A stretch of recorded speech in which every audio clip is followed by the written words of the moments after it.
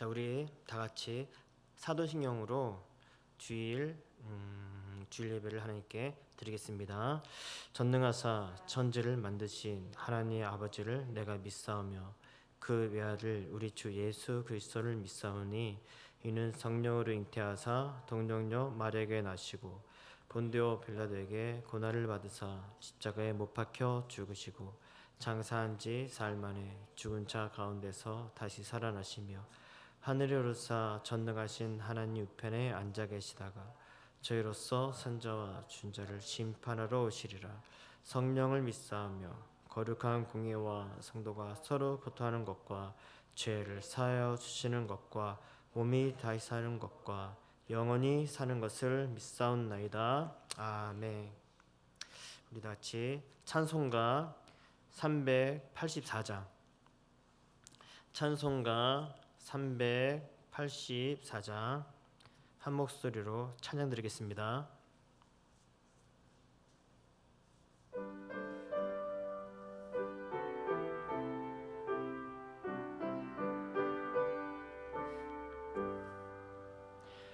나의 갈 길 다가도록 예수 인도하시니 내 주 안에 있는 근육 어찌 심하리요. 믿음으로 사는 자는 하늘 위로 받겠네. 무슨 일을 만나든지 만사형통하리라. 무슨 일을 만나든지 만사형통하리라.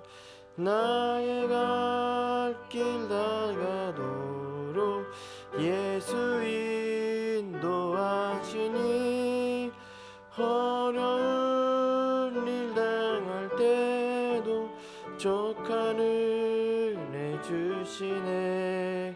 나는 심히 고단하고 영혼 매우 가라나. 나의 앞에 반석에서 샘물 나게 하시네.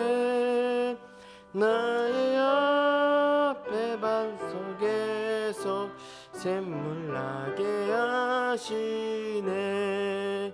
나의 갈 길 다가도록 예수 인도하시니 그의 사랑 어찌 큰지 말로 할 수 없도다. 성령 감화 받은 영혼 하늘 날아갈 때에 영영 부를 나의 찬송 예수 인도하셨네. 영영 부를 나의 찬송 예수 인도하셨네. 아멘.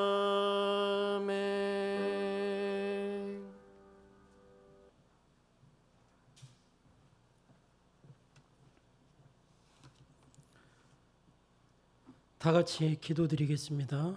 하나님 아버지, 코로나19로 인해 온 성도님들이 같은 자리에 모여 예배드릴 수는 없지만 온라인 예배라는 도피처를 남겨주셔서 이렇게 예배드릴 수 있게 해주시는 은혜에 감사드립니다. 여러 모습으로 이 시간 주님 앞에 드리는 예배를 통하여 우리와 함께하여 주시고 넘치는 은혜를 허락해 주시길 간절히 기도드립니다. 이번 주 말씀에 서기관들과 대제사장들이 예수님의 비유가 자기들을 가리켜 말씀한 줄 알았다고 했지만 그들의 반응은 예수님을 잡고자 하는 것이었고 정탐들을 보내어 책잡고자 할 뿐이었습니다. 말씀이 나를 가리키고 있을 때 나는 어떻게 반응하는지 묵상하는 중에 얼마 전 경제적으로 어려워져 처방을 구한 것이 떠올랐습니다. 처방을 받았을 때 저의 모습이 마치 서기관들과 대제사장 등들의 모습처럼 말씀으로 찾아오신 예수님을 두려워하고 회개하기보다는 변명으로 일관했었고, 또한 사두개인들이 게데온인의 극단적인 사례를 들듯이 목사님과 목자님들에게 최저 생계비가 어찌 되는지나 알고들 말씀하시는 것이냐며 불같이 성을 냈었습니다.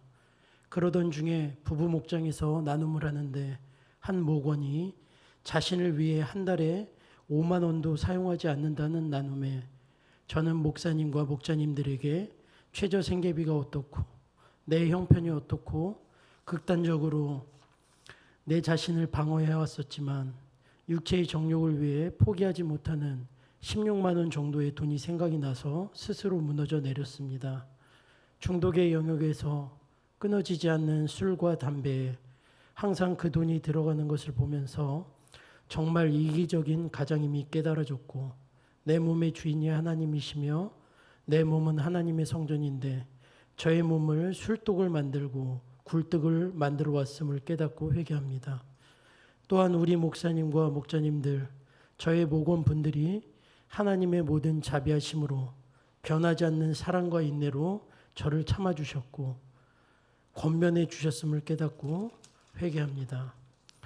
말씀을 듣고 깨닫고 회개했지만 여전히 술과 담배를 끊지 못하는 저에게 하나님께서 허락하신 계단 청소의 자리는 지난날 바람의 사건과 접대의 자리에서 반복되어 넘어지며 그 누구보다 음란했던 저에게 과한 물질을 끊어내시어 이 세대의 음란함을 본받지 말라는 하나님의 배려임을 깨닫고 감사함으로 하나님의 선하시고 기뻐하시고 온전하신 뜻이 무엇인지 잘 분별할 수 있게 해주시길 간절히 기도드립니다.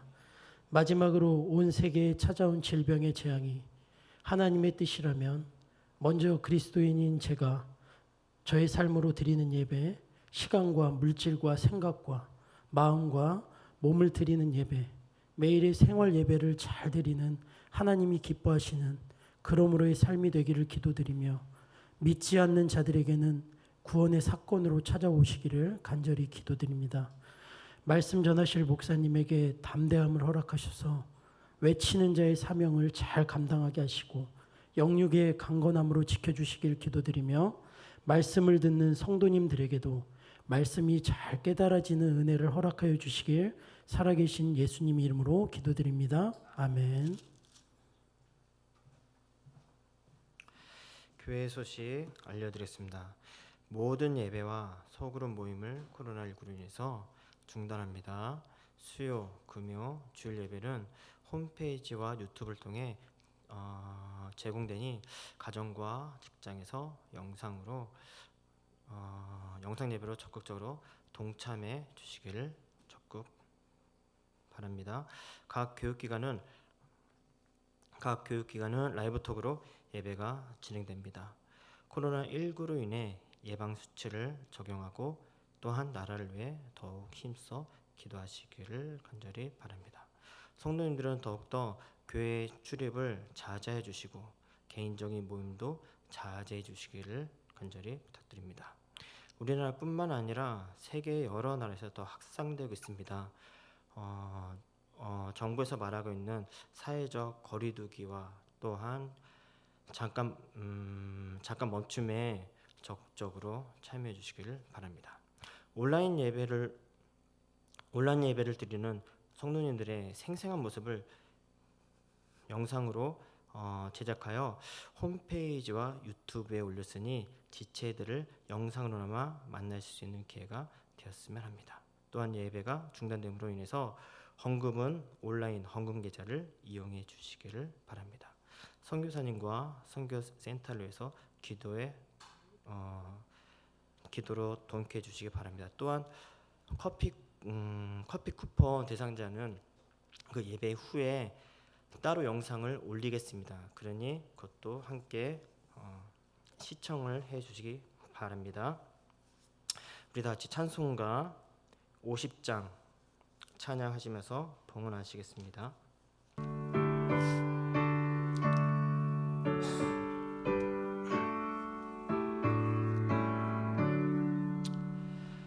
내게 있는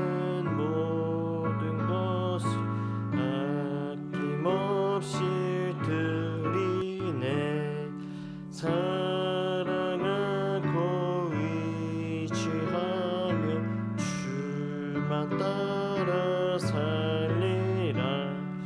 주께 드리네, 주께 드리네. 사랑하는 구주 앞에 모두 드리네. 아멘. 다시 기도하겠습니다. 하나님 아버지, 이 어려운 시국에 우리들이 각자 있는 그 자리에서 예배를 드립니다. 또한 하나님께 이렇게 헌금을 합니다. 하나님, 우리가 지금은 모을 수는 없지만은 더욱더 하나님을 바라고 더욱더 예배에 그러한 소중함을 알 수 있도록 하나님께서 만져 주시옵소서. 하나님 아버지, 예배가 또한 드려질 때 우리의 믿음을 더욱더 하나님 앞에 드릴 수 있도록 하나님 이끌어 주시고, 이럴 때일수록 하나님을 더욱더 간절히 구할 수 있는 우리들이 될 수 있도록 도와주시옵소서.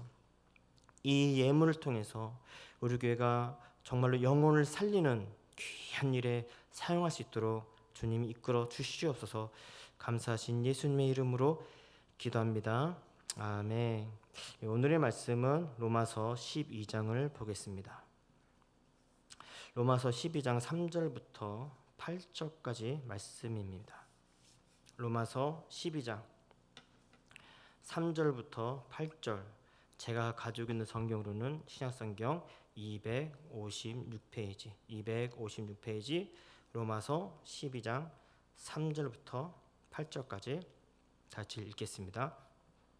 내게 주신 은혜로 말미암아 너희 각 사람에게 말하노니 마땅히 생각할 그 이상의 생각을 품지 말고 오직 하나님께서 각 사람에게 나누어 주신 믿음의 분량대로 지혜롭게 생각하라.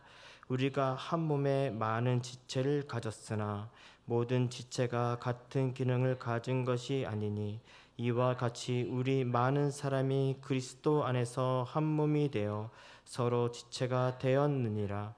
우리에게 주신 은혜로 받은 은사가 각각 다르니 혹 예언이면 믿음의 분수대로, 혹 섬기는 일이면 섬기는 일로, 혹 가르치는 자면 가르치는 일로, 혹 위로하는 자면 위로하는 일로, 구제하는 자는 성실함으로, 다스리는 자는 부지런함으로, 국류를 베푸는 자는 즐거움으로 할 것이니라. 아멘. 지혜로운 세 가지 생각으로 우리 담임 목사님께서 말씀 선포해 주시겠습니다.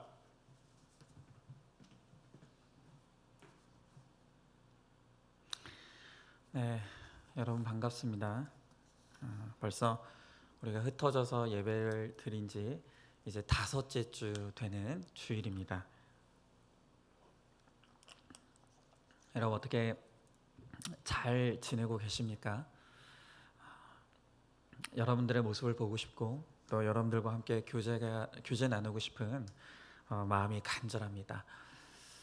이제 시간의 지남에 따라 우리가 언제 다시 모여야 될 것인지에 대한 또 이제 진지한 논의가 필요한 듯 싶습니다. 그래서 하나님께 지혜를 구하면서 어떤 때에 또 어떤 방식으로 우리가 다시 모여야 할 것인지에 대해서 기도하며 또 우리 운영회와 또 목자 모임을 통해서 한번 논의를 하고 또 그렇게 이제 다음 스텝을 밟아야 되겠다는 생각이 듭니다. 여러분 위해서 많은 기도를 부탁을 드리겠습니다. 오늘 함께 나눌 말씀의 제목은 지혜로운 세 가지 생각이라는 제목으로 하나님의 말씀을 함께 나누도록 하겠습니다. 아마 여러분 다 들으셨을 테지만 이번 주에 너무나 끔찍한 범죄자 한 사람이 붙잡혔다는 소식을 우리가 다 들었습니다. 그런데 놀라운 것은 이 끔찍한 죄를 저지른 사람이 이제 24밖에 안 된 젊은 청년이었다는 것입니다. 이 청년은 우리가 듣기에도 생소한 텔레그램이라고 하는 음란 채팅방을 메신저에서 음란 채팅방을 개설하고 미성년자를 비롯한 70명이 넘는 여성들에게 고문에 가까운 성착취를 해왔다는 것입니다. 그는 참으로 이중적인 생활을 해왔습니다. 보이는 세상에서는 친사회적인 모습을 하고 있었지만 보이지 않는 온라인 상에서는 자신이 만들어 놓은 세상에서 스스로를 이 전지전능한 존재로 여겼다는 것입니다. 한 범죄 심리학자의 분석의 이야기를 들어보니까 그는 거의 과대망상에 가까운 인물이고, 또한 자신을 악마라고 칭하는 것을 보아서 자기 자신을 그저 나쁜 사람 그런 정도로 생각하는 것이 아니라 그 이상의 그러한 전지전능한 존재로 스스로 여기고 있을 것이라 라고 분석하는 이야기를 들은 것입니다. 그래서 실제로 자신이 협박으로 사로잡은 여성들을 노예라고 칭하면서 온갖 잔인한 일을 시키고 또 그것을 행하면서도 전혀 죄책감이 없는, 마치 그들의 생사 여탈권을 진 전능한 존재인 것처럼 행사했다는 것입니다. 여러분, 저는 이 사람이야말로 참으로 병든 사람이라고 생각을 합니다. 세상에 대한 생각도 병들었습니다. 그리고 타인에 대한 생각도 병들었습니다. 그러나 무엇보다도 자기 자신에 대한 생각이 아주 병든 사람이라는 것입니다. 그랬기에 이런 상상도 못할 끔찍한 일을 저지르면서도 그의 내면에 죄책감이 없는 것이에요. 여러분, 이렇게 우리가 생각하는 것이 얼마나 중요한지 모릅니다. 우리의 생각이 건강한 것이 얼마나 중요한지 모른다는 것입니다. 그러면 과연 하나님은 우리가 무슨 생각을 하기를 원하시겠습니까? 오늘 제목이 지혜로운 세 가지 생각이라고 했습니다. 그렇다면 하나님이 우리들에게 요구하시는 그 지혜로운 생각이 무엇인지 그것을 우리가 세 가지로 함께 살펴보도록 하겠습니다. 첫 번째로, 내 주제에 맞는 생각이 지혜로운 생각이다. 주님 그렇게 말씀하시는 거예요. 자, 오늘 3절 상반절 말씀 보니까 내게 주신 은혜로 말미암아 너희 각 사람에게 말하노니 마땅히 생각할 그 이상의 생각을 품지 말고라 그랬습니다. 자, 오늘 이 3절을 원문으로, 헬라어 원문으로 보면은 마땅히 생각할 그 이상의 생각을 품지 말라는 말씀 앞에 자신에 관하여 라는 말씀이 더 삽입이 되어 있어요. 다시 말하면 나 자신에 관하여 마땅히 생각할 그 이상의 생각을 품지 말라. 다시 말하면 나에 대한 과대평가도 하지 말고, 또한 나 자신에 대한 열등감으로 인한 과소평가도 품지 말라는 것입니다. 여러분, 죄가 무엇이라고 했습니까? 죄란 넘치는 것도 죄이고 모자라는 것도 죄예요. 내 자신에 대해 과대평가하는 것도 죄이고 과소평가하는 것도 죄라는 것입니다. 여러분, 이번에 붙잡힌 이 청년은 마땅히 생각할 이상의 것을 생각한 죄를 지은 사람이에요. 이 청년은 자신이 모든 것의 주인이라고 생각했어요. 심지어 다른 사람의 인격과 생명까지도 내가 좌지우지할 수 있다라고 하는 마땅히 생각할 이상의 생각을 하는 교만의 악으로 가득 차 있었던 것이죠. 그러나 여러분, 이러한 생각의 교만이 비단 이 청년만의 문제겠냐는 거예요. 우리는 누구라도 뿌리 깊은 이 자존적인 교만의 악이 있어요. 그렇기 때문에 내 인생이 조금만 내 뜻대로 되고, 또한 내 인생이 내가 원하는 방향대로 잘 풀린다고 생각하면 그때부터 우리는 그 모든 것이 내가 했다고 생각하는 거예요. 내가 똑똑하고 내가 잘나고 내가 열심히 했기 때문에 이 모든 것을 내가 이루었다라고 하는 이 하나님 자리에 나를 올려놓는 교만에 우리도 다 빠지게 되어 있다는 것이에요. 저는 하나님께서 여전히 이 청년을 사랑하신다고 생각합니다. 하나님이 이 청년을 사랑하시기 때문에 이번에 모든 것이 드러나는, 심지어는 이 사람의 얼굴과 이 사람의 이름까지 백주대낮에 모든 사람이 볼 수 있도록 하나님이 드러내셨다고 저는 믿어요. 또한 이 채팅방에 참여했던 사람들의 신상도 공개될 예정이라고 하는데 아마 그들 또한 매우 불안할 것입니다. 아마 그들이 지금 간절히 바라고 있는 것이 있다면 그것은 자신의 신상이 공개되지 않는 것일 거예요. 하지만 그렇게 자신들이 범죄를 저지르면서도 그것을 들키지 않고 드러나지 않는다면 그것은 불행 중 다행이 아니라 불행 중 불행이라는 것을 알아야 되는 거예요. 오히려 모든 것이 드러나 이 땅에 수치를 당하는 한이 있더라도 그것으로 말미암아 나의 음란이 끊어지고 영원한 멸망을 피할 수 있다라고 한다면 오히려 나의 모든 죄상이 드러나는 것, 그래서 이 땅의 수치를 감당하는 것이 은혜이고 축복이라는 것입니다. 여러분, 우리가 의도하든 의도하지 않든 모든 것이 잘 되고 평안한 환경에서는 내 생각이 이 교만에 빠질 수밖에 없는 것이에요. 그러한 모든 것에서 오직 우리의 생각을 온전하게 바꾸실 수 있는 분은 오직 하나님 한 분밖에는 없다는 것을 우리는 깨달아야 돼요. 여러분, 한번 질문해 보시죠.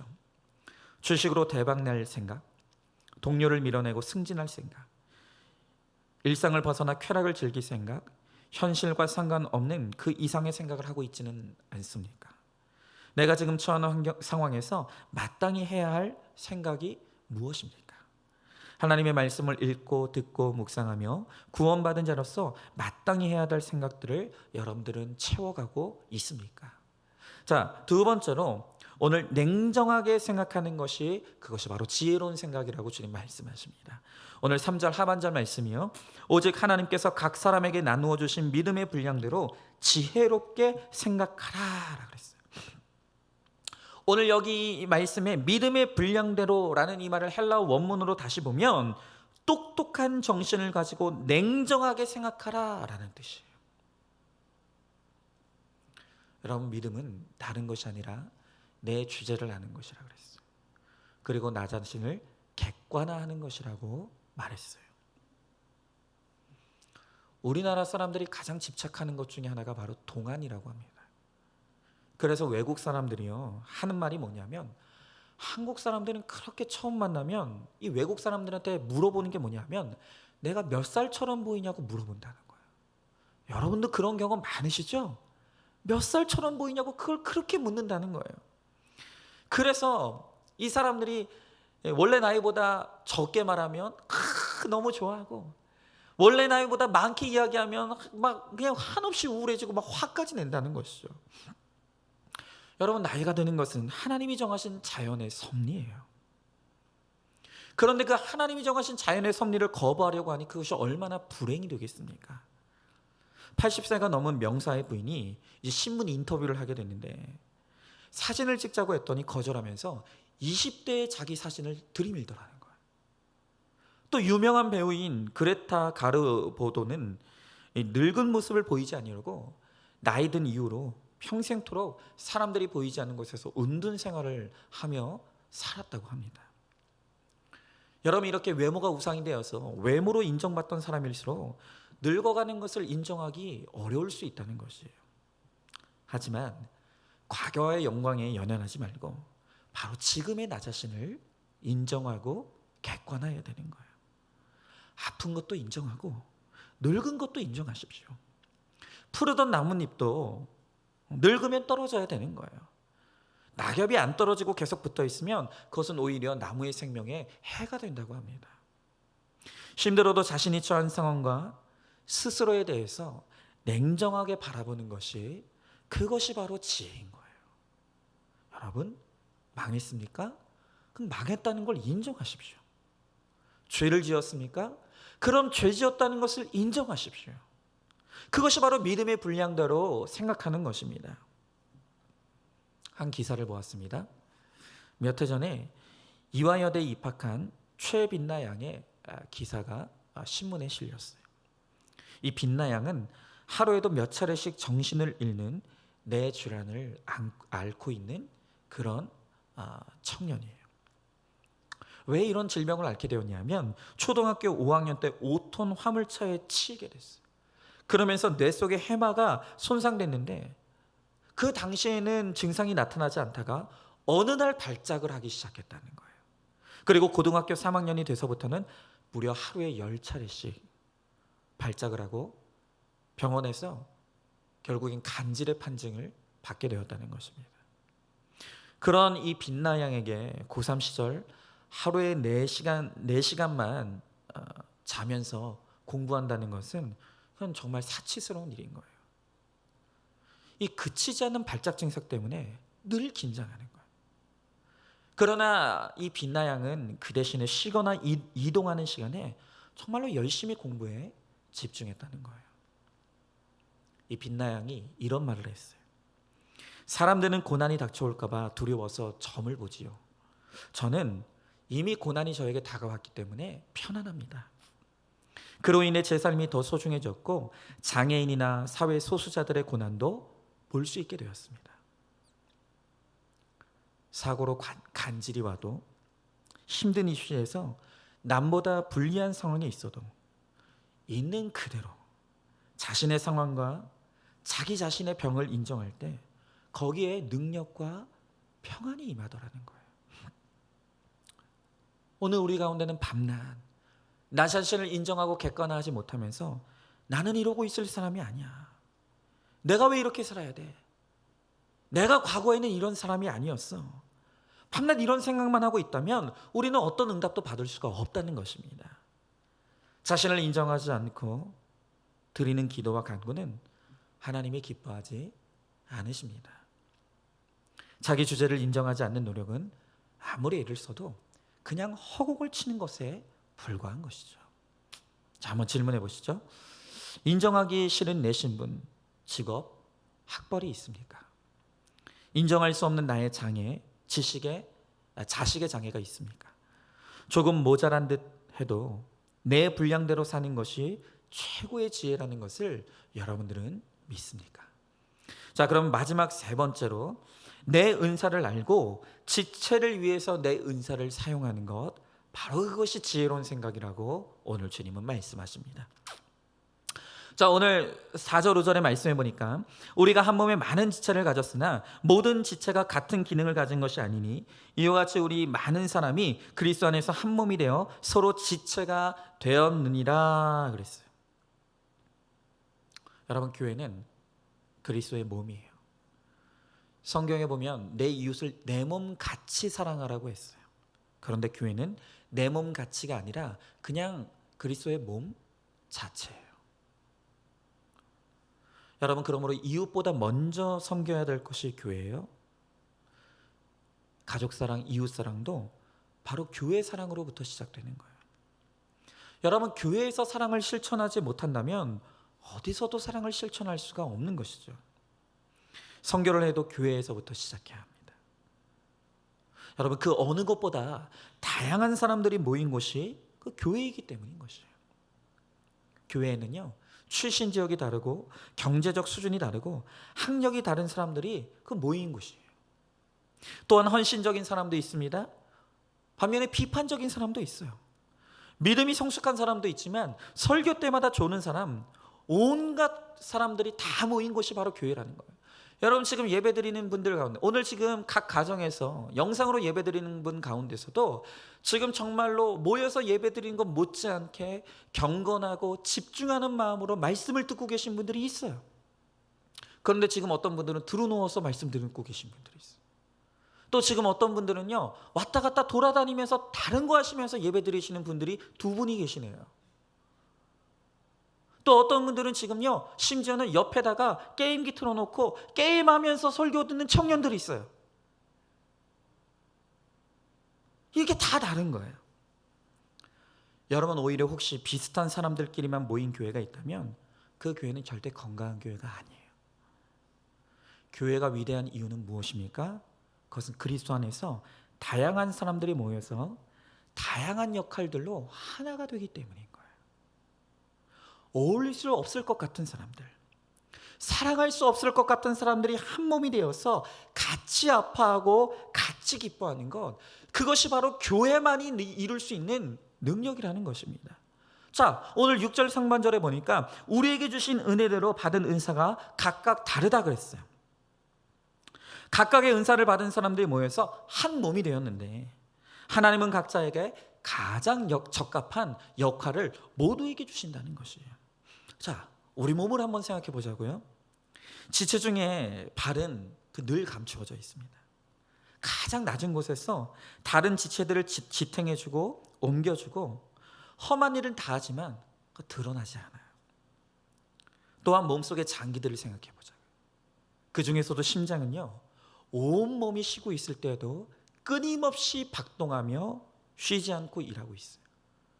그러나 그 누구도 우리 몸속에 숨겨져 있는 심장을, 이렇게 누구보다도 열심히 일하고 있는 이 심장을 볼 수 있는 사람은 없어요.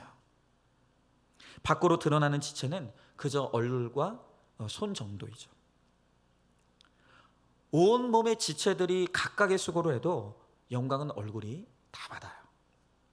성대와 입을 이용해서 노래를 불러도 신문에는 얼굴이 나옵니다. 입만 찍혀서 나오는 법은 없죠.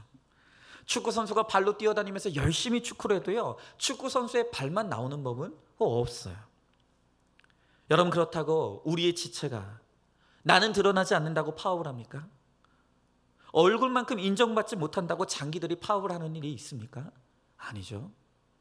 그저 자신의 위치에서 자신이 맡은 역할을 그냥 묵묵히 감당하는 거예요. 여러분, 생각해 보면 얼굴이 드러나서 모든 영광을 혼자 받는다고 하지만 사실 그렇기 때문에, 가장 노출되어 있기 때문에 가장 위험한 것도 그 얼굴이에요.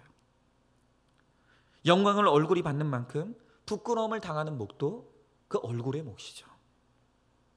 여러분, 어느 공동체에서든 높은 자리에 있는 사람이 영광도 많이 받겠지만 그만큼 책임과 부담이 큰 것도 그 마찬가지인 거예요. 무엇이 더 낫다 말할 수 있는 것이 아무것도 없다는 것입니다. 중요한 것이 무엇입니까? 중요한 것은 그것이 얼굴의 역할이에요. 발의 역할을 하든지, 한 몸이 된 지체는 이제 모든 것을 함께 나눈다는 것이에요. 여러분, 우리 눈이 아름다운 것을 보면 그것으로 인해서 온 몸이 즐거워합니다. 다른 몸을 가진 사람은 뼈가 부러져도 느끼지 못하는 아픔을 이젠 우리가 한 몸이 되었기 때문에 가시 하나가 내 몸에 박혀도 그것 때문에 온 지체가 함께 그 고통을 느끼고 불편을 당하는 거예요. 여러분, 세포 중에서도 다른 세포와 관계없이 제멋대로 크게 자라는 것이 그게 바로 암세포입니다. 마찬가지로 혼자 잘난 척을 하면 그 잘난 척하는 한 사람 때문에 자신도 죽고 몸을 죽이고 집안을 죽이고 교회를 죽이게 되는 거예요. 이 땅에서 잠시 어떤 은사를 가지고 내가 어떤 역할을 감당하든지 그것은 바로 하나님이 주신 성직이에요.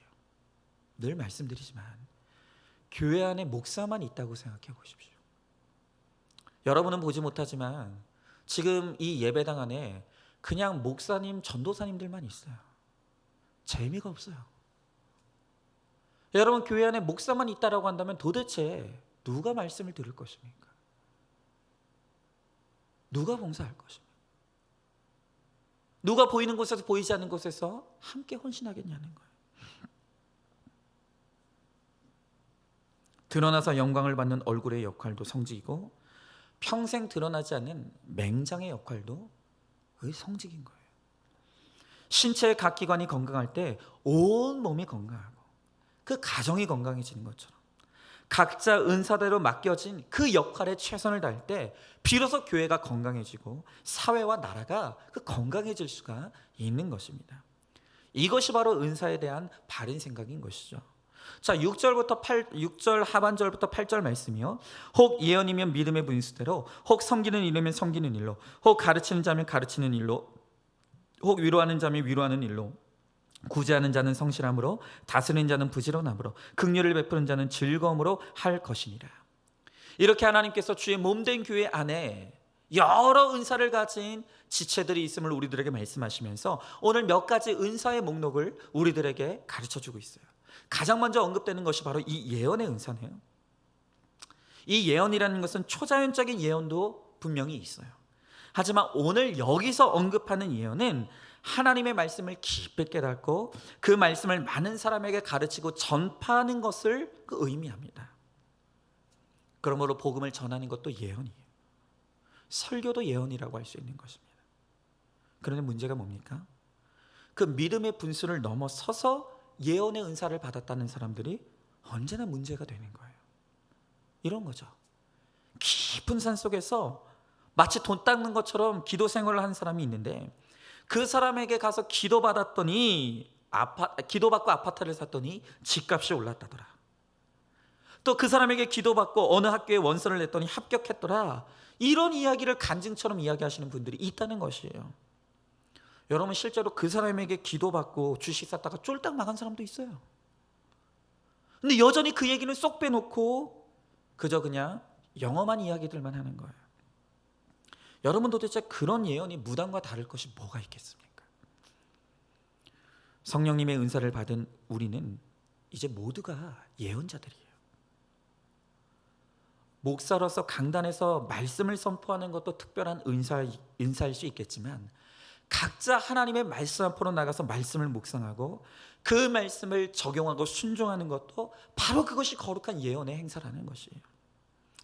여러분 이제 월요일부터 새벽 큐티 새벽 예배 큐티리오는 기막힌 하루 한번 지어봤는데 이제 이 새벽 예배 말씀을 묵상 나눔을 홈페이지와 유튜브를 통해서 이제 공개하려고 합니다.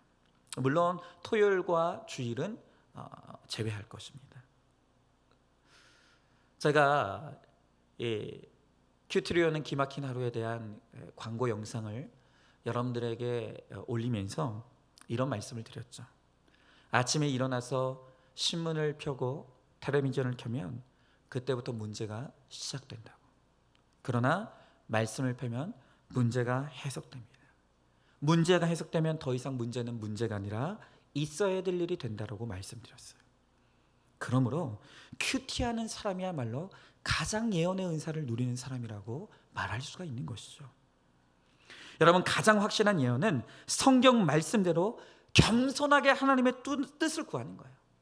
그 믿음의 분량대로 하라고 말씀하신 것처럼 자기 분수를 모르는 사람은 절대로 장래 일을 알 수가 없는 것이에요.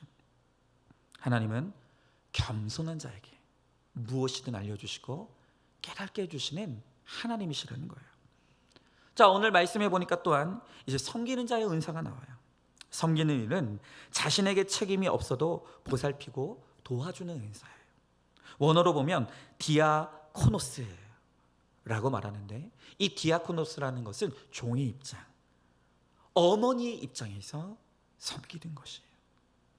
여러분 종이나 어머니는요 자기 입맛을 따지지 않아요.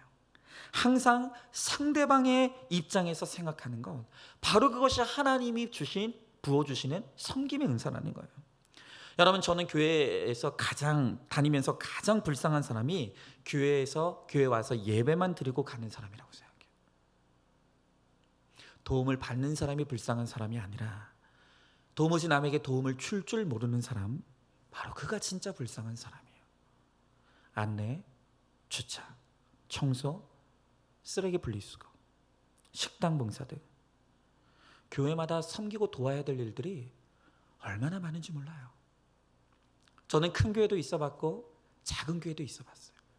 그런데 큰 교회, 작은 교회 할 것 없이요, 거의 대부분의 모든 교회들이요, 거의 한 20%에서 30%의 성도들이 온 교회 일을 다 맡아서요. 늘 교회는 일꾼들이 부족해요. 특별히 요즘처럼 주차난이 심각한 때는 주차 봉사가 진짜 힘든 봉사예요. 새신자가 장애인들을 위해 출입이 편한 자리에 그 주차 공간을 마련해 놓으면 그냥 그 자리에 얼른 돼버리는 거예요. 그래서 어떤 교회에서는요, 안수 집사, 권사님, 장로님을 임직자를 뽑을 때 주차 봉사 경력이 몇 년인지를 묻는 교회도 있다고 하더라고요.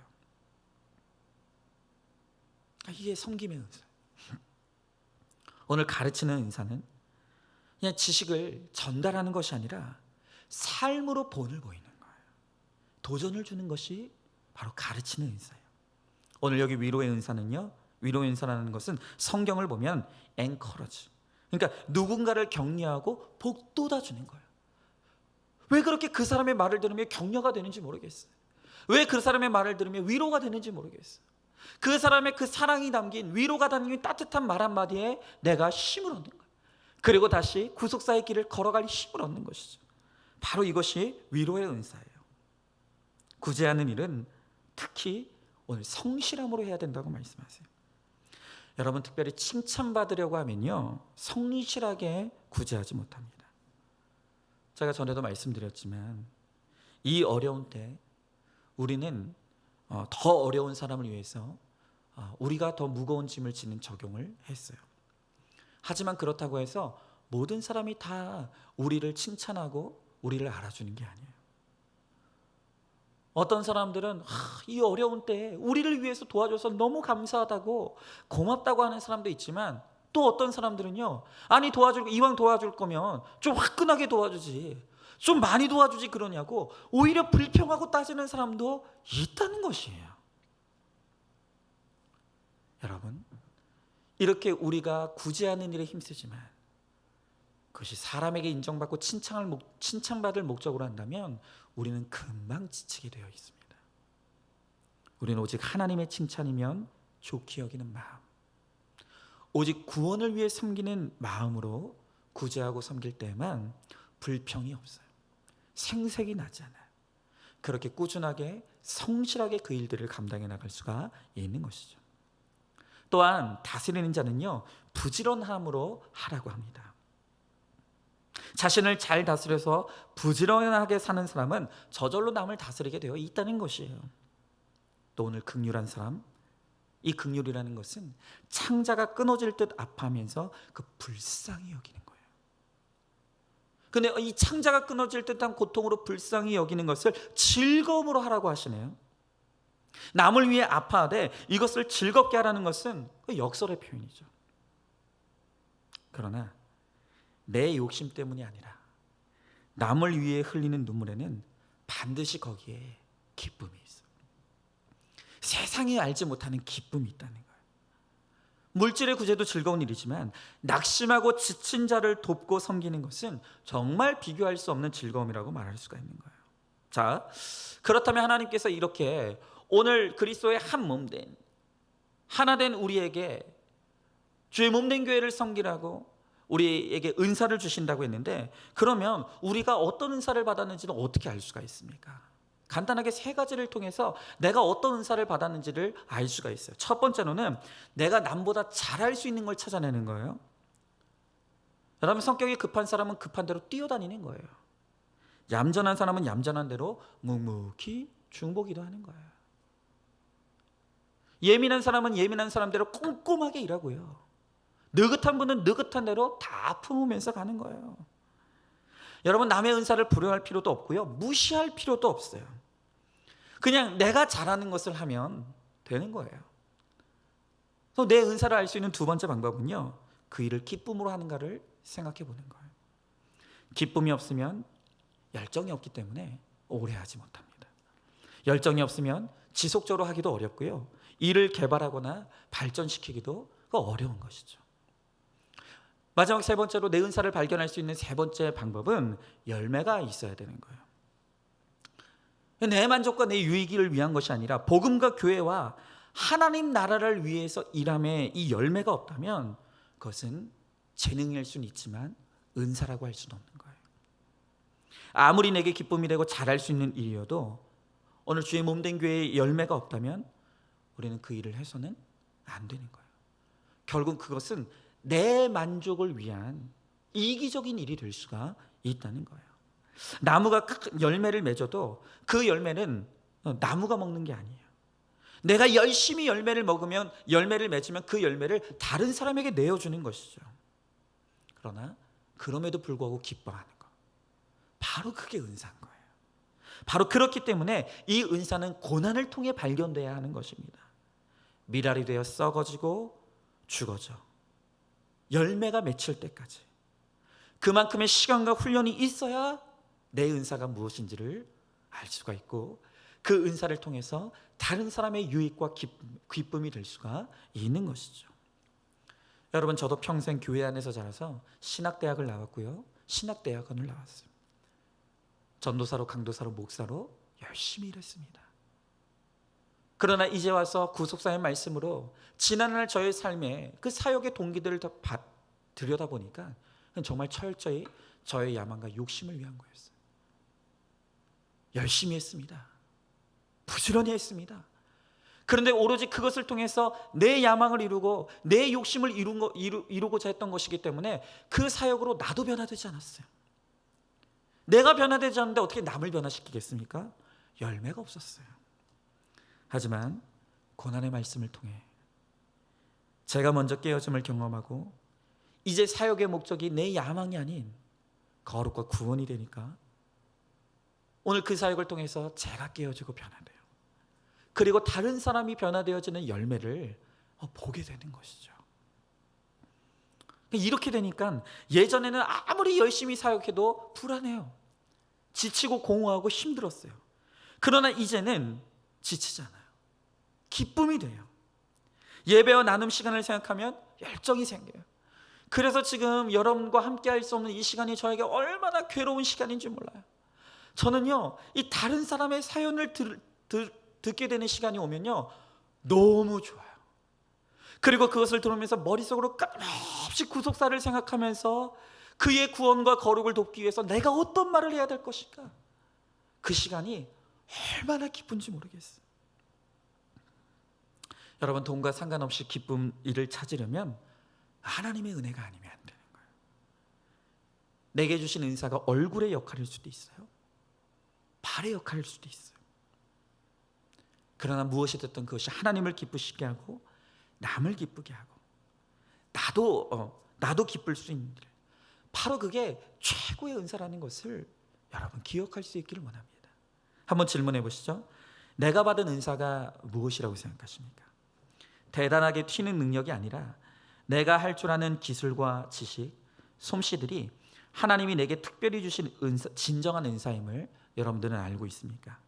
내 은사가 하나님을 위해, 다른 사람을 위해 잘 쓰여지고 있습니까? 마지막으로 한 성도님의 나눔을 들어보도록 하겠습니다. 하나님의 뜻으로 이 땅에 온 우리의 인생의 목적이 거룩과 구원이라는 것을 저는 몰랐습니다. 그랬기에 저는 최고가 아니라면 쓸모없는 존재라고 여겼습니다. 그래서 예술학교를 들어가고 피아노를 전공하며 대학원까지 나왔는데도 항상 높은 기준을 따라가지 못한다는 열등감 때문에 죽고 싶었습니다. 소위 사자 직업을 가진 신랑감들과 선을 보며 나를 높여줄 것 같은 남편을 택했지만 결혼 후 완벽한 남편과는 어울리지 않는 제 모습에 자학하며 거식증과 알코올 중독까지 얻게 되었습니다. 그러다 남편과 달리 저를 귀하게 여겨줄 남자를 찾으며 마땅히 생각해서는 안 될 외도의 자리까지 가게 되었습니다. 결국 저의 외도는 드러나게 되었고 이혼하겠다고 하는 남편을 붙잡고자 교회에 오게 되었습니다. 교회 공동체에서 말씀을 듣고 양육을 받으며 하나님이 제게 나누어 주신 분량을 인정하지 못하는 불순종과 탐심, 그리고 어리석은 생각을 회개하고 태어나서 처음으로 있는 그대로의 제 모습을 인정할 수 있었습니다. 또 공동체 안에서 다양한 모양으로 쓰임받는 성도들을 보며 한 몸에 있는 지체가 각기 다른 기능을 가진 것처럼 각자가 필요한 역할이며 다른 사람과는 비교할 수 없는 소중한 존재인데 나는 날마다 나 자신과 다른 사람의 점수를 매기고 있었다는 것도 깨닫게 되었습니다. 제 자신이 객관화되고 제 자신을 인정하게 되니 가정에서도 서로의 역할과 입장을 존중함으로 가정의 질서를 되찾게 되었습니다. 이제는 작은 말 하나도 곱씹으며 남도 나도 죽이던 쓸모없이 비상하던 저의 기억력이 수많은 사람의 나눔을 기억하고 살펴 그 마음을 위로하고 돕는 은사로 변화되었습니다. 또 저의 수많은 정신병원 입원 경력과 상담 치료의 과정들도 중독으로 힘들어하는 지체들에게 나누어줄 풍성한 약재료가 되었습니다. 사람의 마음을 훔치기 위해 끝까지 포기하지 않고 매달리던 저의 집착까지 하나님께서 전도와 구원의 도구로 사용하셔서 저에게 특별한 은혜를 세워보게 하셨습니다. 더 잘해야 한다는 나의 기준으로 믿음의 분량을 넘어 교만과 정죄의 죄에 빠졌던 저를 살려주신 하나님 감사합니다. 하나님의 사랑과 긍휼을 날마다 배우고 닮아가길 기도합니다. 그랬어요. 오늘 이 집사님의 고백처럼 이 집사님은 마땅히 생각할 것을 생각하지 못하고 늘 그 이상의 것을 생각하며 교만에 빠지고 그것 마땅히 생각할 것을 생각하지 못함으로 열등감에 빠져서 병들어 거식증에 알코올 중독에 빠지고 심지어는 나의 이 열등감을 채워줄 것 같은 다른 세상을 찾아 외도하는 죄까지 버리게 되었다 그랬어요. 하지만 하나님의 말씀 앞에서 있는 내 모습 그대로를 인정해 주시고 받아주시는 그 하나님의 은혜에서 나를 객관화하고 나 자신을 인정하게 되었을 때 그때부터 평안이 임하게 되었다고, 모든 질서가 회복되어지는 은혜가 임하게 되었다고 오늘 그렇게 고백해 주시는 거예요. 맞습니다. 오늘 우리의 생각이 얼마나 중요한지 몰라요. 오늘 주님은 나 자신에 대해 마땅히 생각할 것을 생각하라고 했어요. 내가 얼마나 연약한 존재인지, 내가 얼마나 하나님의 은혜가 아니면 살 수 없는 인생인지. 그러므로 오늘 이것을 겸손하게 인정하며 하나님 앞에 나아가는 바로 그 모습 그대로를 주님은 받아주시고, 그 안에서 우리는 하나님의 은혜로 말미암아 새로운 삶을 살아갈 수가 있는 거예요. 말씀을 마칩니다. 오늘 주님께서 우리들에게 지혜롭게 생각하라 말씀하십니다. 오늘 우리가 지혜롭게 생각하기 위해서 하나님은 우리의 생각을 바꾸십니다. 지혜로운 생각이 무엇입니까? 그것은 내가 100% 죄인이라는 것. 그래서 월권을 행하지 않는 것, 마땅히 생각할 그 이상을 생각하지 않는 것, 바로 그것이 지혜로운 생각이라고 주님은 말씀하세요. 내 몸 가치가 아니라 내 몸으로 교회를 살아가는 거예요. 지체의 아픔과 즐거움이 나에게 공감이 되고, 이제는 하나님의 은혜 안에서 내게 주신 역할과 은사가 무엇인지를 바로 깨닫고, 내게 주신 것에 불평하지 아니하고 그것으로 다른 사람을 살리는 것에 쓰임받는 바로 그 인생이 가장 아름답고 영광스러운 지혜로운 인생이라고 주님 우리들에게 말씀하십니다. 오늘 이 시간 우리 말씀을 가지고 함께 기도하기 원합니다. 지금 내 생각이 병들어 있지 않습니까? 하나님의 말씀을 벗어나고 하나님의 뜻을 떠나 내 자신에 대해 마땅히 생각해야 될 것을 생각하지 못하고 그 이상을 생각함으로 교만의 악에 빠져 있지 않습니까? 마땅히 생각할 것을 생각하지 못해 열등감에 빠져 허우적거리고 있지 않습니까? 오늘 주의 말씀 앞에서 나에 대해 말씀하시는 하나님의 음성을 듣길 바랍니다. 나의 부족한 것이 있습니까? 인정하길 바라요. 내가 지은 죄가 있습니까? 인정할 수 있길 바랍니다. 나의 부족함이 있습니까?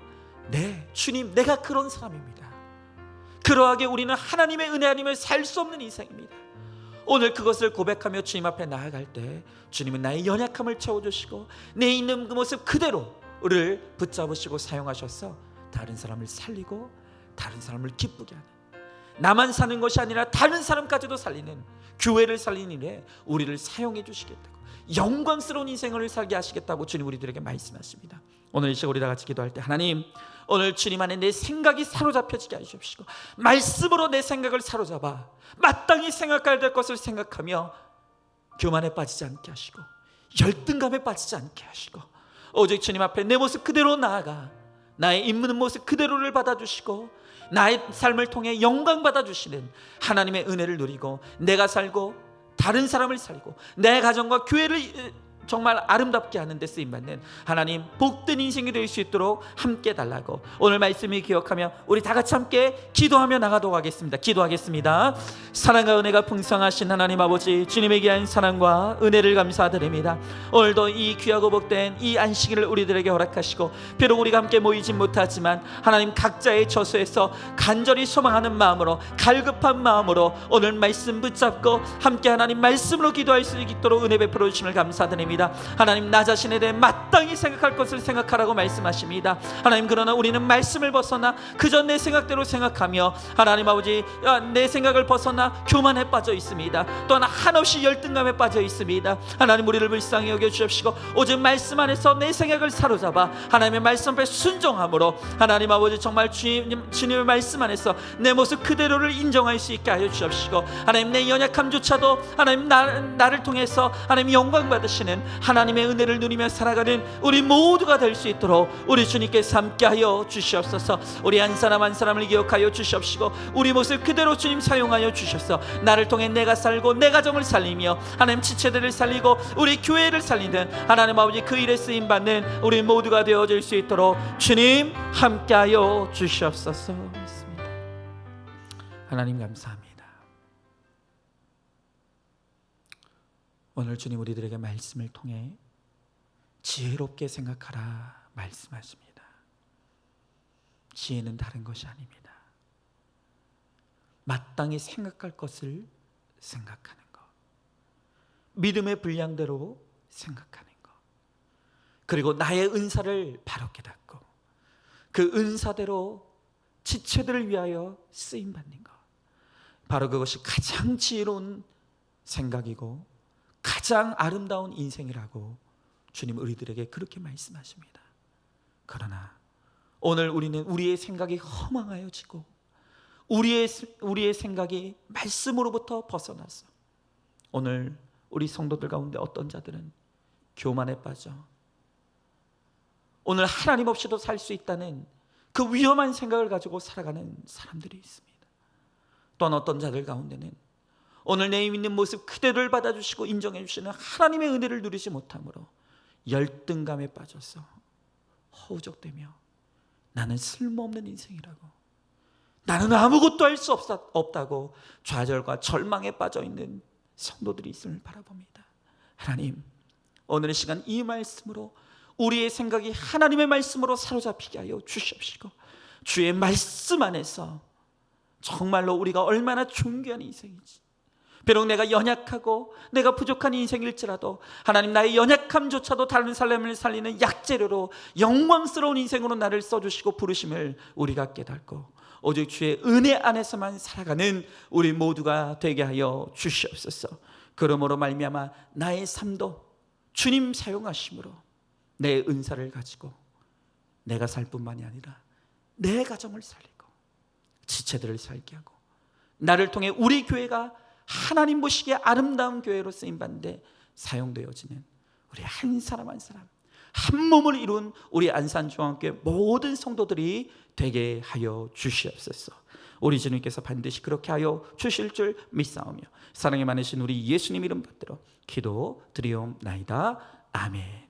지금은 우리 주 예수 그리스도의 은혜와 하나님의 사랑과 성령의 교통하심이 오직 나의 생각을 하나님의 말씀 안에 사로잡아 마땅히 생각해야 될 것을 생각함으로 오직 하나님의 은혜 안에서 주의 은사대로 쓰임받으며 나를 통해 수많은 사람들이 영혼 구원의 열매를 맺기를 소망하는 사랑하는 모든 성도들 머리 위에 이제로부터 영원토록 함께 계실지어다. 아멘.